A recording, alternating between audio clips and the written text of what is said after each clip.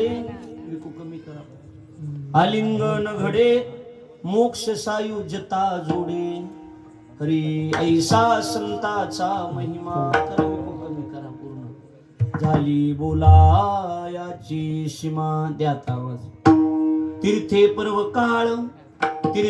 पर्व काळ अवघी पाया पे सकळ ऐसा संताचा महिमा झाली बोलायाची सीमा.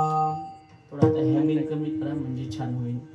तुका म्हणे देवा हरी तुका म्हणे देवा त्यांची केल्या पावे सेवा ऐसा संताचा महिमा झाली बोलायाची सीमा. श्री संताची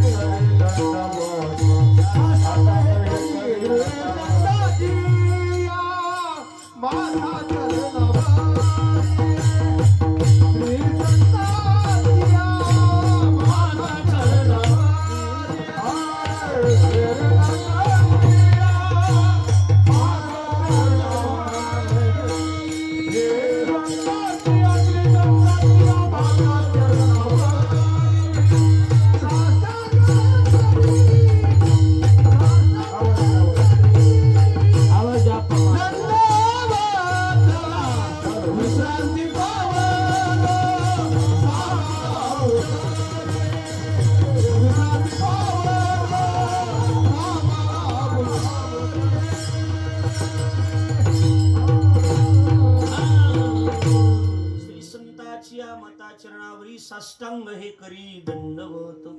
विश्रांती पावलो संभाळा उतरी वाढली अंतरी प्रेम सुख हरी. मस्तक माझा पायावरी या वारकरी संतांच्या जे गावी केला वास त्याशी नसावे उदास. विठ्ठल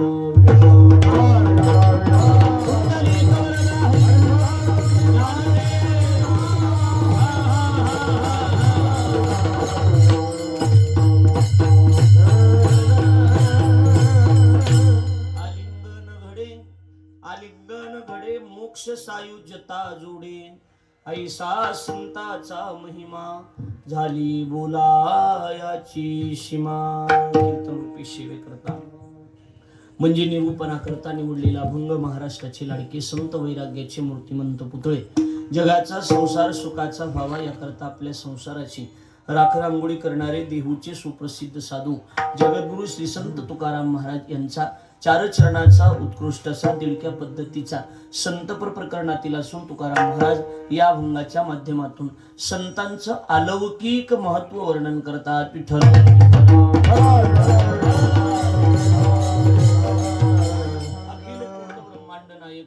प्राण संजीवन जगत आधार श्री पांडुरंग परमात्म्याच्या अस्सीमागात कृपेद्वारा मुक्त कैवल्य तेजनिधी ज्ञानी यांचे राजे साधकांचे मायबाप योग्यांची माऊली अनाथाची माय विश्व माऊली ज्ञानोबाराय अखिल विश्वाच्या परमार्थ उदरामध्ये व्याप्त असणारे तत्वज्ञ संत श्रेष्ठ जगद्गुरु तुकाराम महाराज आदी करून संत महंत भाविक उपस्थित माता भगिनी गायनाचार्य मृदंगाचार्य परिसरातून गावातून उपस्थित असणारे कीर्तनकार प्रवचनकार श्रीमद भागवत कथाकार आचार्य प्राचार्य चित्रकार पत्रकार आणि आपण उपस्थित देवरूप श्रोतृवर्ग या सर्वांच्या पवित्र उपस्थितीमध्ये श्री संत माधव मामा यांच्या नावानं वारकरी शिक्षण संस्था ही माधव टेकडी ज्यांनी हे निर्माण केली त्याचे परममित्र हरिभक्तीपरायण ज्येष्ठ गुरुबंधू रामायणाचार्य भागवताचार्य महाराष्ट्रातील प्रसिद्ध कथाकार आणि कीर्तनकार आपल्या गावाचं नाव ज्यांनी महाराष्ट्राच्या कानाकोपऱ्यात नेऊन घातलं ते म्हणजे मुंजाजी महाराज साठे यांनी या ठिकाणी ही वारकरी शिक्षण संस्था माधव मामाच्या नावानं हे संस्थान या ठिकाणी तयार केलं आणि त्याच्या या संस्थेच्या या टेकडीच्या वर्धापन दिन सोहळ्याच्या निमित्तानं या कार्यक्रमाचं आयोजन या ठिकाणी केलं गेलेलं आहे. माझा योग चांगला की चालू असणारा हा अखंड हरिनाम सप्ताह आणि त्याच्यात मला वाटतं आज 5-6वा दिवस आहे 5वा दिवस आहे आणि 5व्या दिवसाची सेवा महाराजांच्या वतीनं आणि सर्व आपल्या सर्वांच्या वतीनं ही कीर्तनाची सेवा योगायोगानं माझ्या वाट्याला आहे की सुंदर टेकडी या ठिकाणी याला नावही माधव टेकडी दिलं, बरोबर आहे का नाही? मामांचं नाव आहे, कारण संतांच्या नावामध्ये ताकद असते, संतांच्या आलिंगनामध्ये काय ताकद आहे याचंच आपल्याला चिंतन करायचं आहे. आणि म्हणून मुंजा महाराजांनी अतिशय सुंदर या ठिकाणी हे उभं केलं. आता याला खतपाणी घालण्याचं काम आपल्या सगळ्याचं आहे, बरोबर आहे का नाही? सहकार्य आपल्या सगळ्याचं असल्यामुळे हा उत्सव इथं संपन्न होतोय. आता हे कंपाऊंडमध्ये सप्ताह करावा लागला, आपलं सहकार्य एवढं असू द्या की पुढच्या वर्षी हा बाहेर काढावं लागेल. लक्षात आलं का नाही? हे फक्त बाहेर काढू नका, बाहेर काढा. लक्षात आलं का नाही? एवढंच आहे विनंती, बाकी काही नाही. कारण अंबेजोगाई सोडली की बाहेर काढणारे जास्त आहेत. लक्षात आलं का नाही? खाली जरा बाहेर काढू नका एवढीच विनंती आहे. साहेब गुरुजी तुम्हाला कळतंय का माझं बोलणं? लक्षात येते का? सप्ताह फक्त इथून बाहेर काढा. मुंजाजी महाराजांनी अतिशय परिश्रमातून खरं म्हणजे हे सगळं उभा केलं. स्वामीजींच्या आशीर्वादानं, गुरुजींच्या आशीर्वादानं, संत भगवान बाबाच्या विठ्ठल प्रसादजी महाराजांच्या सगळ्यांच्या आशीर्वादानं हा कार्यक्रम या ठिकाणी उभा केला. आणि आमचं कर्तव्य आहे की आम्ही या कार्यक्रमाला खरं म्हणजे हजेरी लावली पाहिजे, कारण हा आमच्या घरातला कार्यक्रम आहे. म्हणून व्यंकट महाराजाला आम्हाला सगळ्याला आम्ही बोललो तर म्हणले आता हे आपल्या घरचा कार्यक्रम आहे, म्हणून आपण सगळ्यांनी इथं हजर राहून या उत्सवाची शोभा वाढवणं हे आपलं काम आहे. आणि याच भावनेतून गायक वादक महाराज मंडळी आले असतील असं मला वाटतंय, बाकी काही नाही. माझं तर तोच उद्देश आहे, तुमचा काय मला माहित नाही दादा.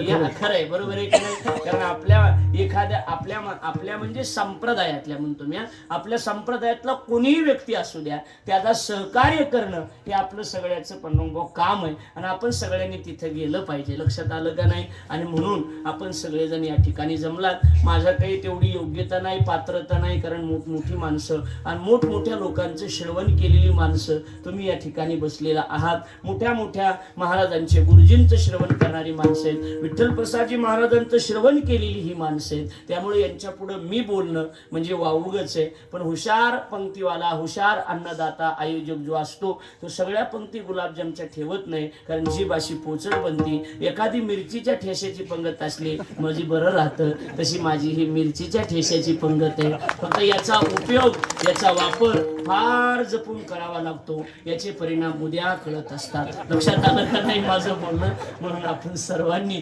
मुंजाजी महाराजांचं प्रेम आणि म्हणून माझा सेवेचा योग अभंग आहे आपल्या सगळ्यांच्या परिचयाचा. आणि महाराज या अभंगाच्या माध्यमातून संतांचा अलौकिक महिमा वर्णन करतात. संतांचं जीवन हे अलौकिक स्वरूपाचं आहे. दोन टप्पे सुरुवातीला मांडतो. एक जीवन आहे अलौकिक आणि दुसरं जीवन आहे लौकिक. लौकिक आणि अलौकिक असे दोन जीवन आहेत. लौकिक कुणाला म्हणायचं, अलौकिक कुणाला म्हणायचं? संत वाङ्मयाचा अभ्यास केला तर या जगाला लौकिक म्हटलेलं आहे. लौकिक आणि अलौकिक कोण? तर अलौकिक मध्ये तीन गोष्टी मोडल्या जातात. पहिली गोष्ट देव अलौकिक, दुसरी गोष्ट देवाचं नाव अलौकिक आणि तिसरी गोष्ट देव मान्य संत अलौकिक. तीन लोक अलौकिक आहेत. आता अलौकिक कुणाला म्हणायचं सांगतो, नीट लक्ष द्या. पुन्हा तीन गोष्टी. लौकिक जगाला ज्याचं महत्व कळत नाही त्याला अलौकिक म्हणा. एक पंचमहाभूतामध्ये अडकत नाही त्याला अलौकिक म्हणा. दोन आणि काळाची सत्ता त्याच्यावर चालत नाही त्याला अलौकिक म्हणा. तीन मुद्दे मी आपल्या पुढे मांडले. आता एक एक मुद्दा. पहिला मुद्दा की संत देव अलौकिक आहे का अलौकिक आहे, तर हे तीन मुद्दे तिथं लावायचे. देव का अलौकिक आहे? पहिली गोष्ट, देवाची किंमत लौकिक जगाला कळत नाही म्हणून देव अलौकिक. महाराज कळत नाही कळत. आणि जर कळाली असती तर महाराजांना लोकांच्या दारात जावं लागलं नसतं. घ्या देव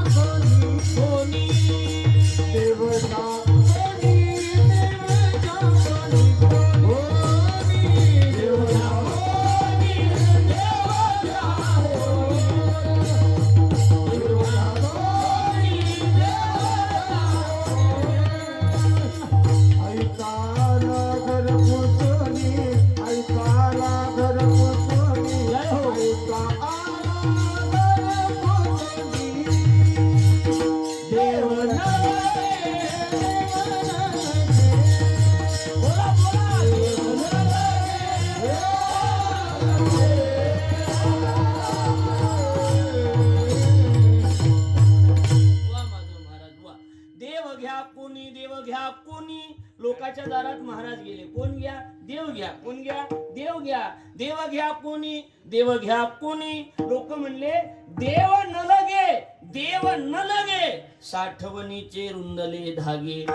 लोकांच्या दारात गेले, आयता आला घर पुसोनी. लोक म्हणले आम्हाला नको बाबा, देव नको. लक्षात आलं का नाही?